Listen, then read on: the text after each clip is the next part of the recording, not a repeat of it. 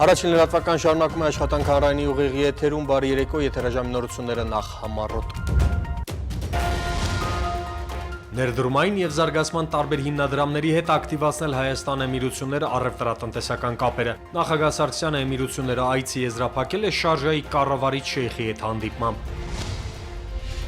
Ադրբեջանը շարունակում է սադրիչ գործողությունները Արցախի հետ սահմանին, Բաքուն խոշոր տրամաչափով արկակոծել է մեր մարտական դիրքերը Թալիշի ուղղությամբ, Երևանի ու Ստեփանակերտի արձագանքը։ Աշխատել հետաքննությունների մեխանիզմի ստեղծման Մինսկի խմբի առաջարկի ուղղությամբ, Վաշինգտոնի կոչը Ղարաբաղյան հակամարտության կողմերին։ 4 զոհ ավելի քան 100 վիրավոր, Թալիբան մահապարտը հարձակվել է աֆղանական Քունդուզում Գերմանիայի հյուպատոսության վրա։ Օբամա-Թրամփ առաջին հանդիպումը Սպիտակ տանը, ինչ հարցեր են քննարկել ամերիկյան գործող ու նորընտիր նախագահները նախատեսված 10 րոպեի փոխարեն 1.5 ժամ տևած հանդիպմանը։ Եվ իմպիչմենտի փորձ Ֆրանսիայում հանրապետականներն սկսել են սոցիալիստ նախագահին պաշտոն անկանելու գործընթացը, ինչում է մեղադրվում Ֆրանսուଆ Օլանդը։ Եվ այսպես ինչպես անցած գիշերվա ընթացքում, այնպես էլ այսօր առավոտվանից շփման գծի որոշ հատվածներում ադրբեջանական զինուժը շարունակում է իրականացնել սադրիչ գործողություններ։ Մասնավորապես ժամը 12:15-ից սկսած հակառակորդը 60 և 82 մմ-անոց ականանետերից արկակոծում է առաջնագծի հյուսիսարևելյան Թալիշի և Յարմջայի ուղղությամբ տեղակայված պաշտպանության բանակի մարտական դիրքերը։ Հատկապես ինտենսիվ արկակոծության են ենթարկվում Յարմջա գյուղի ուղղությամբ տեղակայված մարտական հենակետերը։ Հակառակորդի նախահարձակ ակտիվությունը ճնշելու համար պաշտպանության բանակի առաջապահ զորամասերը ձեռնարկում են պատասխան գործողություններ։ Արցախի պաշտպանության նախարարությունը հայտարարում է, որ սահմանային լարվածության աճի ողջ պատասխանատվությունը ընկնում է ադրբեջանական կողմի վրա։ Մեր երկրի արտգործնախարարության մամուլի խոսնակը համոզված է, որ Ադրբեջանը միտումնավոր է սրում իրավիճակը կարևոր միջազգային հանդիպումներից առաջ։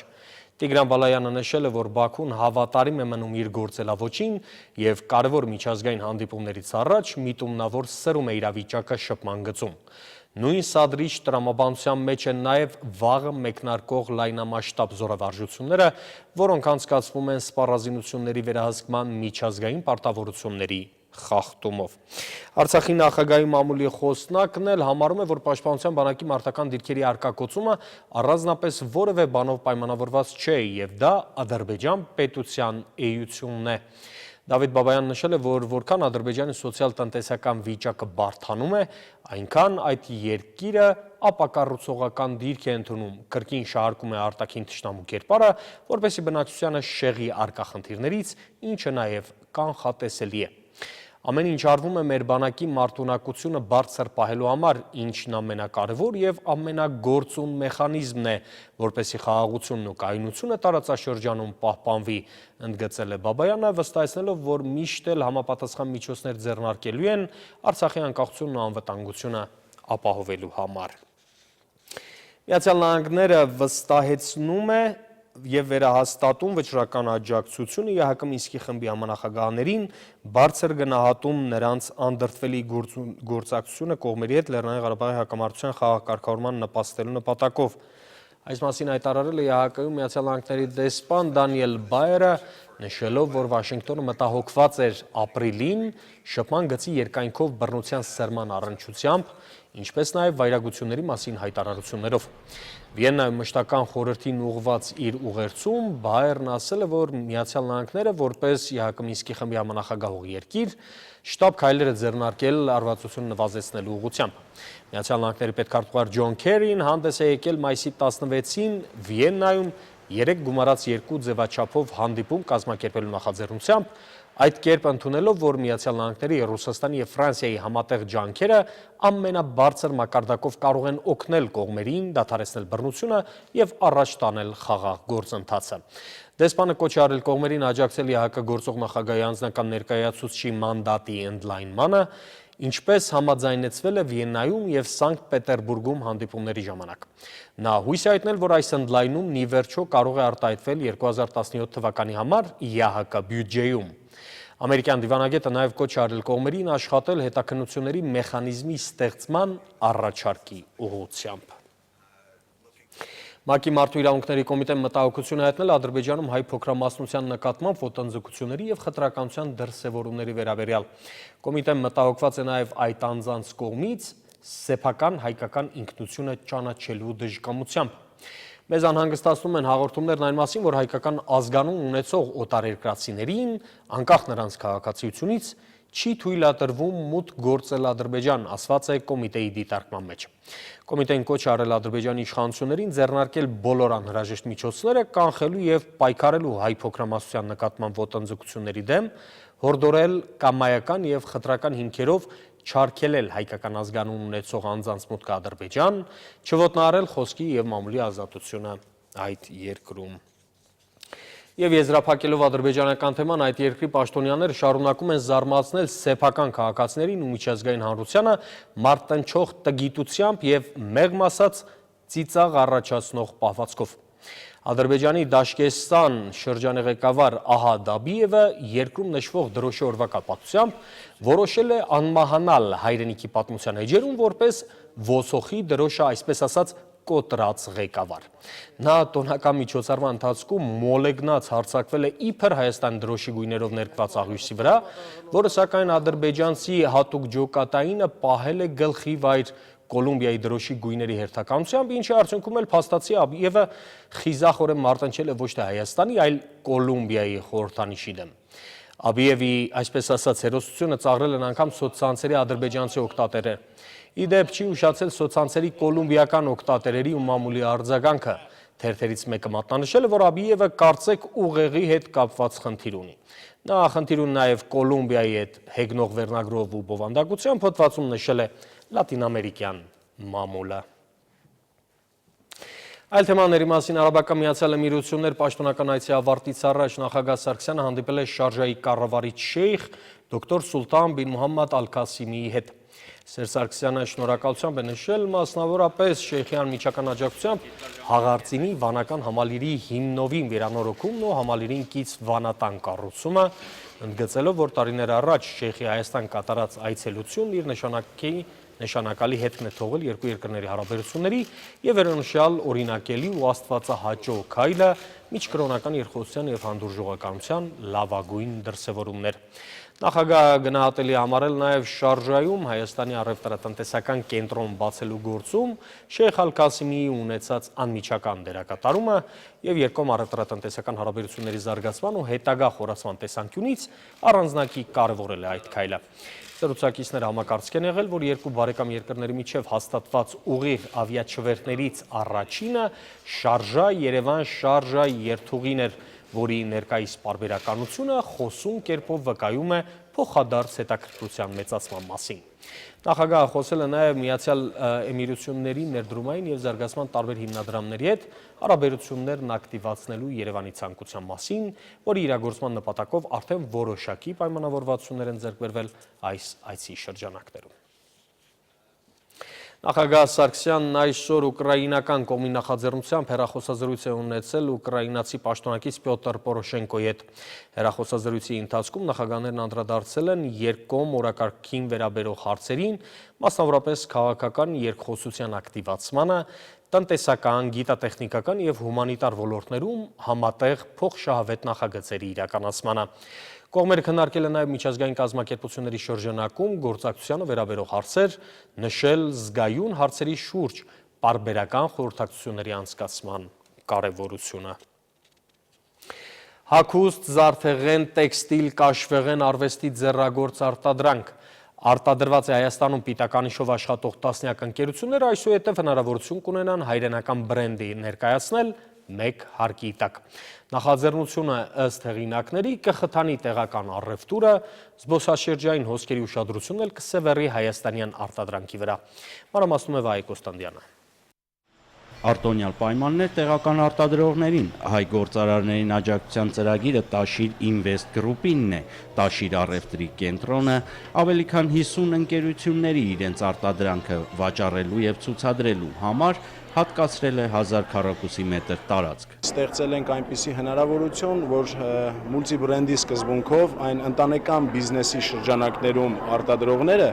որոնք չեն կարող հագեցնել մի մեծ տարածք, 10-12 նմանատիպ արտադրողով հայտնվեն մեկ մուլտի բրենդում։ Նրանք, ովքեր ունեն արտադրության ամբողջական գործընթաց եւ արդեն իսկ ի վիճակի են ներկայանալու հանրությանը, Տաշիր առևտրային կենտրոնը պատրաստ է համագործակցության։ Մի քանի ամիս ծրագրի փորձարկումից հետո կազմակերպիչները համոզվել են, որ արտասահմանցի զբոսաշրջիկներին հետաքրքրում է հատկապես հայկական բրենդով վաճառվող ապրանքները։ Լրացուցիչ պահանջարկի հետ ձևավորման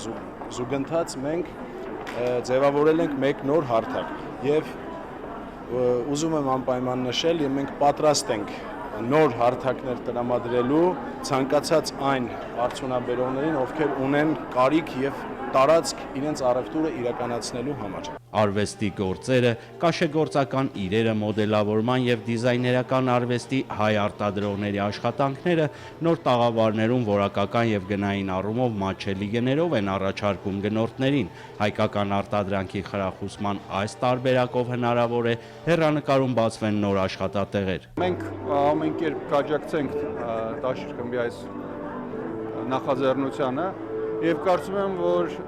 տվյալ միջավայրը, որը ստեղծված է ոչ միայն արտադրության եւ տեղական առևտրի խթանման մեծ ներուժ ունի, այլև տուրիստական մեծ պոտենցիալ։ Աջակցություն փոքր եւ միջին բիզնեսի զարգացմանը, այսպես են որակում նախարարները Տաշիրի նախաձեռնությունը, նույնիսկ քննարկվում է կոմիսիոն սկզբունքներով առևտուր իրականացնելու տարբերակը։ Օրենսդրական այնպիսի հնարավորություններ տանք, որ այս նոր ստեղծվող փոքր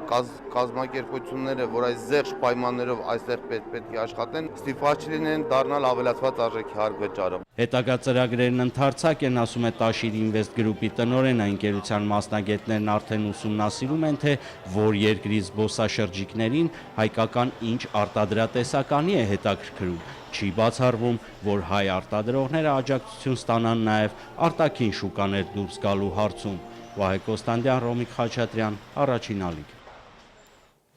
Սպառողների ազգային ասոցիացիան գործունեության 4-րդ դարյա Հոբելյանի կապակցությամբ պարգևներ է հանձնել տեղական 1 տասնյակից ավելի արտադրող ծառայություններ մատուցող ընկերությունների։ Պարգևատրված ընկերությունները ըստ ասոցիացիայի նախագահ Մելիտա Հակոբյանի որոշվել են անկախ փորձագետների խմբի եւ Հայաստանի սպառողների ազգային ակադեմիայի պատվավոր անդամների կողմից մարքեթինգային եւ մոնիտորինգային երկարաժամկետ ուսումնասիրությունների հիման վրա։ 16 ընկերություն, այդտեղ կա սպասարկող ընկերություն, սպասարկում ու ծառայություն, Վիվասելն է ստանում այսօր որպես առաջատար օպերատոր, սննդամթերքի արտադրություն։ Գերմանիայի արտգործնախարարությունը հայտարարել է, որ աֆղանական Մազար Շարիֆ քաղաքում Բերլինի հյուպատոսության վրա հարձակումը ետ է մղվել։ Գերմանացի դիվանագետներից ոչ ոք չի տուժել։ Հյուպատոսության վրա հարձակված գրոհայինների հետ բախվել են ներկայացուցչության անվտանգության աշխատակիցները, անվտանգության աֆղանական ուժերը եւ Բունդեսվերի մարմալ հենակայանից ուղարկված զինվորները։ Գերմանիայի արտգործնախարարությունը սակայն առայժմ չի տեղեկացրել, թե հարձակման հետևանքով քանի խաղաղ բնակիչ եւ անվտանգության աշխատակից է տուժել։ Այլ աղբյուրներ հաղորդում են 4 զոհի եւ 119 վիրավորի մասին։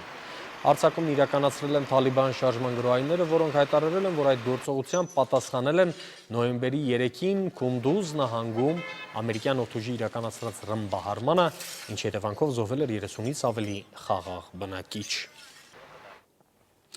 Օվալաձև աշխատասենյակում հանդիպել են Միացյալ Նահանգների գործող եւ 45-րդ նորընտիր նախագահները, խոսել նաեւ սահուն իշխանափոխանցման մասին։ Մինչ այդ Թրամփի հաղթանակը սկսել է սնանկացնել աշխարհի միլիարդատերերին։ Այս եւ միջազգային լրատվության այլ նորություններ Լուսինե Կոշեցյանի ամփոփագրում։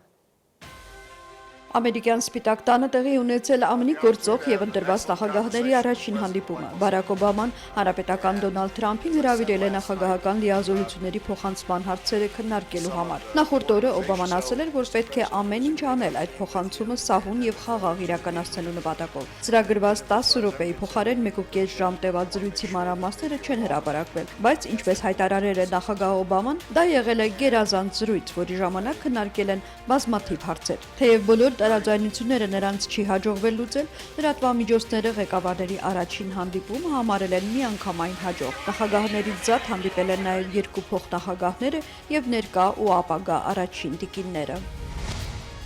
Արդեն 2 օր հակատրամփյան ցույցերը Միացյալ Նահանգների խոշոր քաղաքներում չեն դադարում։ Օրեգոն նահանգում դրանք նույնիսկ անկարգությունների են վերածվել։ Նահանգային մայրաքաղաք Փորթլենդում ջարդվել են խանութների ցուցափեղկեր ու մեքենաների լուսամուտներ։ Ոստիկանների վրա են նետվել ճայթուկներ ու քարեր։ Իրավապահները նրանց հավաքը հայտարարել են անօրինական եւ անցել ցույցը ցրելու գործողությունների։ Ձերբակալվել է 30 մարդ։ Մյուս քաղաքներում ցույցերն ավելի փոքրաթիվ են եղել։ Ռուսաստանի նախագահի մամուլի քարտուղար Դմիտրի Պեսկովը հայտարարել է, որ շատ նմանություններ կան Վլադիմիր Պուտինի եւ ԱՄՆ ընտրված նախագահ Դոնալդ Թրամփի արտաքին քաղաքական մոտեցումներում։ Երկու ղեկավարների համար էլ գլխավորն իրենց երկրների շահերն են եւ այդ նպատակով երկուսն էլ պատրաստ են հարաբերություններ կառուցել ցանկացած երկրի հետ, նշել է Պեսկովը, ավելացնելով, որ դա լավատեսություն է ներշնչում, որ ռուս-ամերիկյան խաթարված հարաբերությունները կարող են աստիճանաբար կարգավորվել։ Այդուհանդերձ մամուլի քարտուղարը զգուշացրել է, որ մոտ ապագայում հարաբերությունների էական բարելավում պետք չէ սպասել։ Ֆրանսիայի խորհրդարանում հանրապետականներ կուսակցության падգամավորները նախաձեռնություն են սկսել նախագահ Օլանդին պաշտոնից հեռացնելու համար։ Ներկայացված որոշման նախագիծը պաշտպանել է խորհրդարանի ստորին պալատի 79 падգամավոր։ Հաստատուղթն արդեն ներկայացվել է Ելիսեյան պալատ։ Ֆրանսիացի խորհրդարանականներին զայրացրել են հայտարարությունները, որ երկրի նախագահն արել է բանավոր, ինչպես նաև դրա մասին Ֆրանսիայի նախագահը չպետք է ասել գրքում։ Падգամավորների կարծիքով Ֆրանսիայի նախագահն իրավունք չունի ցանկացած պահի տեղեկություններ հրապարակել, քանի որ որպես պետության գլուխ եւ զինված ուժերի գլխավոր հրամանատար նա պատասխանատվություն է կրում։ Խոսքը մասնավորաբար վերաբերում է այլ երկրներում առանձնապես վտանգավոր իսլամիստ արմատականներին ոչնչացնելու նպատակով ֆրանսիական հատուկ ծառայությունների գործողություններին։ Լուսինե Կոշեցյան, Առաջին ալիք։ 82 տարեկան հասակում կյանքից հեռացել է կանադացի հայտնի երաժիշտ երգիչ բանաստեղծ Լեոնարդ Քոենը, որի երգերը սիրված են ոչ միայն Կանադայում, այլև աշխարհի տարբեր անկյուններում։ Մահվան պատճառի մասին տեղեկություններ առայժմ չեն հաղորդվում։ Քոենի երաժշտական կարիերան սկսվել է անցած դարի 60-ականներից, ստեղծագործական երկար ուղին բազմաթիվ վերելքներ ու վայրէջքներ է տեսել։ Չնայած առաջացած տարիքին նա շարունակում էր երգել ու գրել։ Ընդամենը մեկ ամիս առաջ թողարկել էր իր 14-րդ ալբոմը։ Քոենի հիթերից են Սյուզաննա, Հալելույա, Պարիր ինձ հետ և շատ ուրիշ հայտնի երգեր։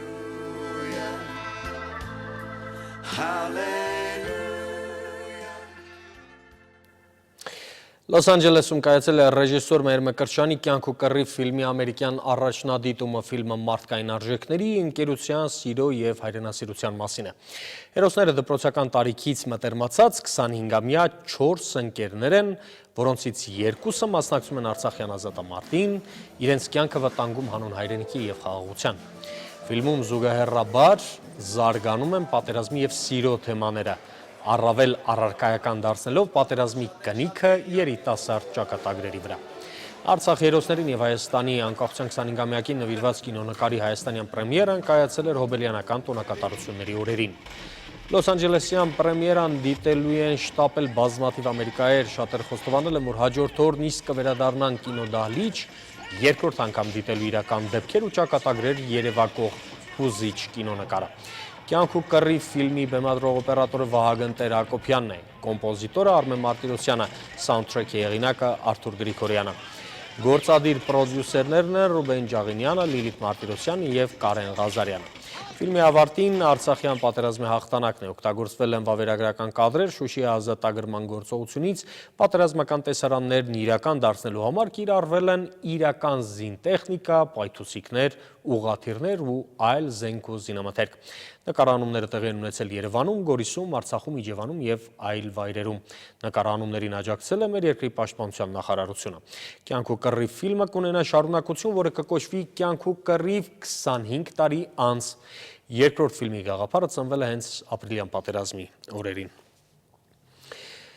Երիտասարդական կառույցները հանուն երիտասարդների Գյումրիում, որն այս տարի երիտասարդական մայրաքաղաքի տիտղոսն է կրում, միջոցառումների մեկնարկը տրվել է մեծ շուքով։ Երիտասարդական ծրագրերի արդյունավետ իրականացման համար նրանցից առավել շահագրգիռ են ավագները, ու թերևս նրանք էլ արդեն համոզվում են, առողջ ու բոլոր առումներով ակտիվ երիտասարդությունը երկրի ոչ միայն ապագան, այլև ներկան է։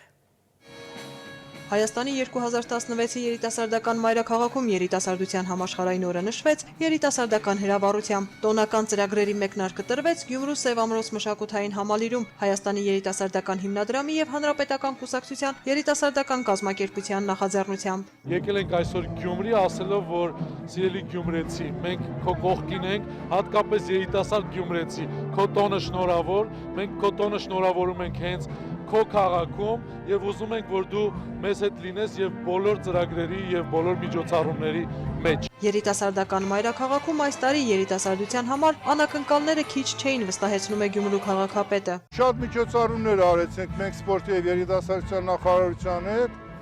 Բացի դրանից մենք այս տարի ասում են նվեր տվեցինք երիտասարդներին, մեր երիտասարդական պալատը,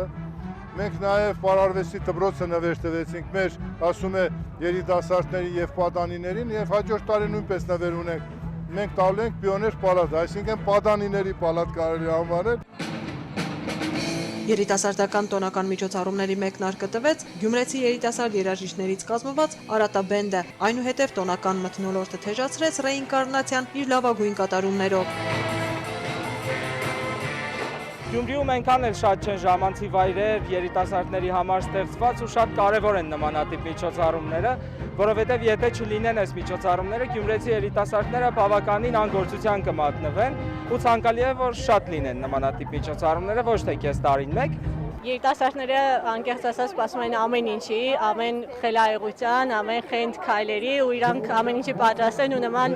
համերգները, նման արարողությունները կարծում եմ շատ կարևոր են նամանավանդ մեր մարզի ու մեր քաղաքի համար։ Մինչև համերգի կազմակերպելը հարցում ենք անցկացրել եւ մեր Գյումրի երիտասարդները որ երգիչին որ ուզեին, որ արտիստին ուզեին, իրենք կտեսնեին Գյումրիում։ Հաջորդը նմանատիպ ծրագիր իրականացրել ենք Վանաձորում, Վանաձորը ընտրել է Գորսուջյանին։ Հայաստանի երիտասարդական մայրաքաղաքում մեկնարկած երիտասարդների համաշխարհային օրվա միջոցառումները կշարունակվեն մինչև ուսանողության միջազգային օրը, նոյեմբերի 17-ը, ծրագիրը համալրելով նաև սպորտային ու մշակութային այլ միջոցառումներով։ Աննա Մարտիկյան, Մարտին Գևորգյան, Առաջին ալիք։ Վերջում հիշեցնեմ, որ մեր հիմնական թողարկումն այսօր երեկոյան 8-ին է ժամը 21:00-ին մեր եթերում ֆուտբոլի աշխարհի առաջնության ընտրական փուլի Հայաստան-Չեռնոգորիա հանդիպումն է։ Այսքանը կհանդիպենք երեկոյան 8-ին։